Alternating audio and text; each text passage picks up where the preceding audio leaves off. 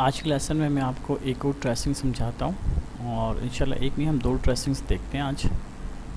जल्दी से मैं एक ये एप्पल वाली जो है ना ये पिक्चर ले लेता हूँ और इसको मैंने अल्टर दबा के और मैं थोड़ा सा जूम कर लिया। ठीक है, स्पेस से हम इसको मूव कर सकते हैं, बताया था मैंने। बहुत आसान सा टूल है। हम लोग यहाँ से पेन टूल लेंगे, पी भी प्रेस कर सकते हैं और उससे ज़रूरी है कि आउटलाइन ब्लैक हो। फिल जो है ना वो पहले हम लोग नो कर देते हैं, तो हम लोग इसकी जो आउटलाइन है वो हम ब्लैक कर देंगे यहाँ से। ठीक है, यार ये तो कोई बात नहीं, हम यहाँ से ब्लैक कर लेते हैं। ओके, सो आई विल, मैं यहाँ पे एक क्लिक करूँगा। देखिए सिर्फ एक लाइन में ड्रॉ करूँगा। ठीक है, एक लाइन ड्रॉ हो गई। अब हम जिसको छोड़ना है तो I will press escape from keyboard. ठीक है, अब मैं इसकी आउटलाइन को ब्लैक कर लेता हूँ और जो फिल है इसको नो कर लेता हूँ। ठीक है ना जी, और हम चलते हैं अपने एंकर टूल की तरफ। ये हमें इसको मोल्ड करने में हेल्प करेगा। ठीक है, ये देखें हमने इसको अच्छे से आसानी के साथ हमने इसको मूव कर लिया है। I will try my best की चीज़ें हम जल्दी से कंप्लीट करें टाइम, ताकि हमारा ख़राब नहीं हो। और ये हमने इसको मैनेज कर लिया कुछ इस तरीके से। ठीक है जी, और मैंने इसका स्टॉक कर दिया 2। ठीक है जी, तो अब मैंने क्या करना है, मुझे थोड़ा सा इसको साइड में रख देना है। अब क्या करते हैं, इस शेप को रिफ्लेक्ट करेंगे। एक नया ऑप्शन आपको सिखाते हैं, इसको राइट क्लिक करूँगा मैं, यहाँ ट्रांसफॉर्म पे एक ऑप्शन आपको मिलेगा रिफ्लेक्ट का। जैसे मैं रिफ्लेक्ट पे क्लिक करूँगा तो ये मिरर की तरह रिफ्लेक्शन, क्योंकि मिरर भी हमें अपना रिफ्लेक्शन दिखा रहा था, हमने कहा वर्टिकली जो है आप इसकी कॉपी जनरेट कर देंगे। हॉरिजॉन्टल वगैरह क्या होता है, अभी देखें अगर मैं इसको हॉरिजॉन्टल करूँगा तो ये उल्टा हो जाएगा। तो हमने क्या कहा कि हमें वर्टिकली जो है ना एक शेप इसका कॉपी कर दें। कॉपी करेंगे तो क्या होगा कि हमें एक शेप इसका कॉपी होके मिल गया सेम। हम इन दोनों को नीचे से साथ जो है वो मिला देंगे। देखिए नीचे से साथ मिल तो गया है ये, लेकिन ये ज्वाइन नहीं हुआ है आपस में, इनके बीच में गैप है। ये भले करीब करीब क्लोज ज़रूर है, लेकिन ये हमारे पास जो है ज्वाइन नहीं हुए हैं आपस में, इनका कोई जोड़ नहीं है। तो ये क्लोज शेप नहीं है, यानी कि ये ओपन शेप है। इस पर देखिए ऊपर से ओपन हुआ हुआ है। ठीक, तो मैं क्या करता हूँ, मैं इसको सेलेक्ट करूँगा। एक टूल है मेरे पास, यहाँ पे डायरेक्ट सिलेक्शन टूल लूँगा और ये दोनों पॉइंट्स में सेलेक्ट कर लूँगा नीचे से, है ना। इसको राइट क्लिक करें, एवरेज कर दें। एवरेज क्या करेगा, इनके बीच में जो डिस्टेंस होगा उसको मिलाकर इसको एक पॉइंट पर ले आएगा। एवरेज किया, बोथ हमें करना है कि ये भी और ये दोनों आपस में हमारे पास क्या हो जाए, आपस में पॉइंट एवरेज हो जाए। ओके, अच्छा यहाँ शायद आपको समझ में नहीं आ रहा हो, लेकिन अभी यहाँ समझ में आ जाएगा। इन दोनों के बीच में गैप है, गैप आपको दिख रहा है।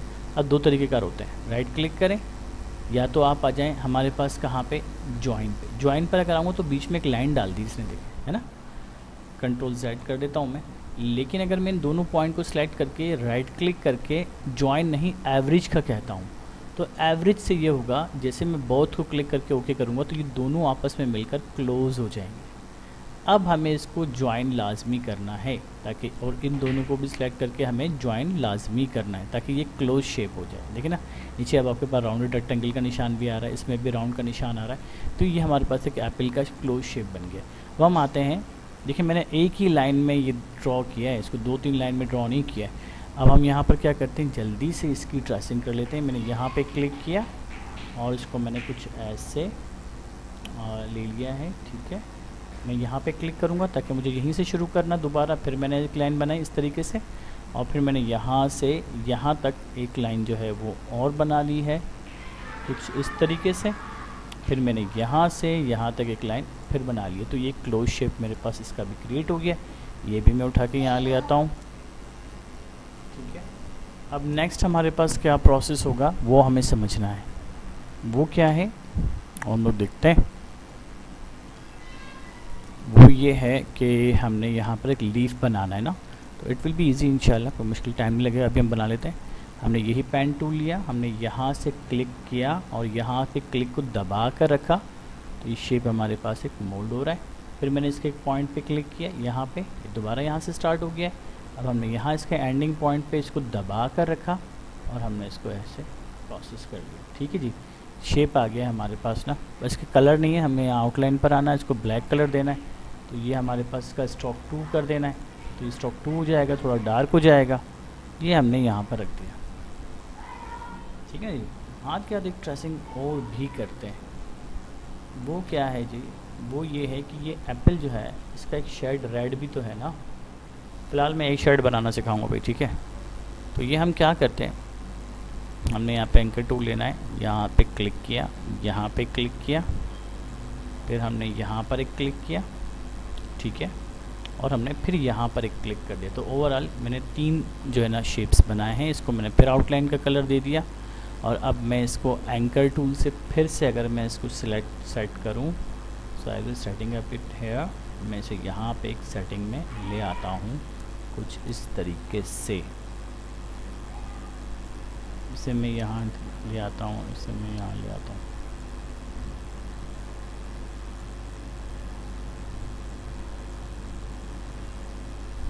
ठीक है।